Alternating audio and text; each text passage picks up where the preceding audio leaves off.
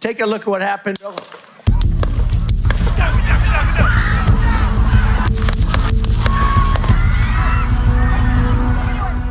40 seconds, 9 bullets. Donald Trump was shot with 3 different weapons. The first 3 shots fired from weapon A, the next 5 from a weapon B, and the last acoustic pulse was produced by a possible weapon C. One head tilt saved Trump. Did former American president escape death? Or did America escape a civil war? I am supposed to be dead. These were the words of Donald Trump in his first interview after he escaped an assassination attempt. The date was July 13 Eastern Time. The place was the city of Butler in Pennsylvania. The country was United States of America, and the former president of the country was shot at. Trump was struck on the right ear. A man lost his life, shielding his family during the bloodbath. A grateful, defiant Trump recounted surviving the surreal assassination attempt.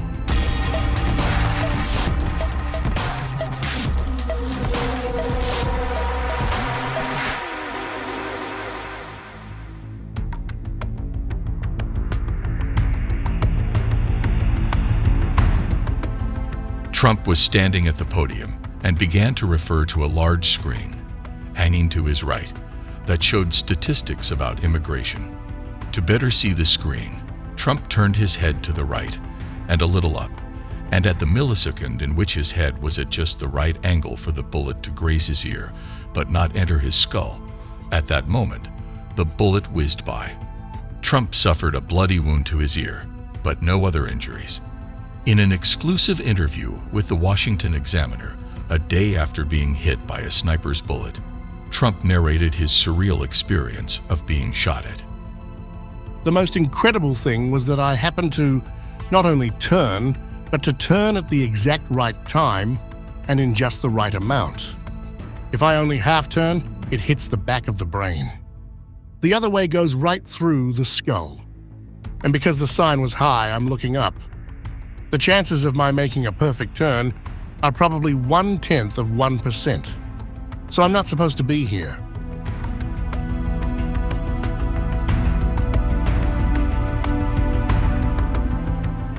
The gunman, who was identified by the FBI as 20-year-old Thomas Matthew Crooks, was able to get on top of a roof and fire his father's AR-style rifle toward Trump before Secret Service fatally shot him.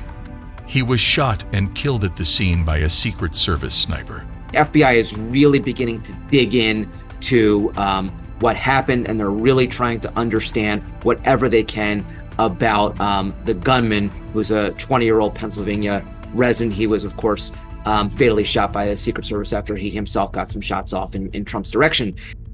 Authorities found bomb-making materials inside Crooks' vehicle and at his home. Crooks was a one-time registered Republican, a nursing home worker with no criminal record, shy in school, and living in a decent middle-class neighborhood in suburban Pennsylvania with his parents. Interestingly, Trump was eyeing Crooks' state as a key battleground, but not in the way as it unfolded on July 13. President Joe Biden has called for an independent security review of the attack.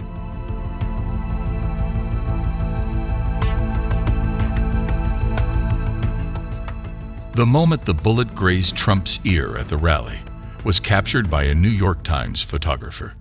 The image, clicked by Doug Mills, a veteran photographer who was standing just a few feet away from Trump, showed the bullet behind the 78-year-old leader's face after it clipped his right ear.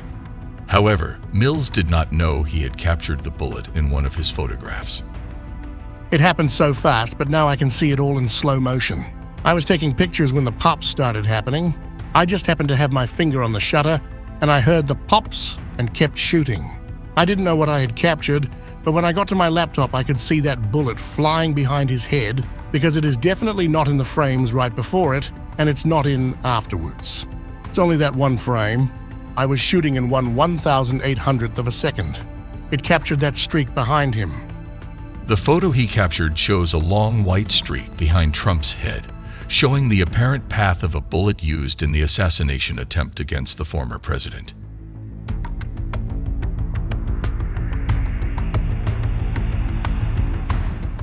U.S. Secret Service Director Kimberly Cheadle, facing deepening scrutiny over the assassination attempt against former president, took responsibility for her agency's failure to prevent the attack, but said she would not resign.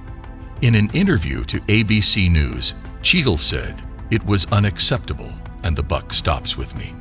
Cheadle's statements were published hours after Homeland Security Secretary Alejandro Mayorkas called the shooting a security failure, but stopped short of assigning blame, telling reporters at the White House that he had 100% confidence in the U.S. Secret Service and its director.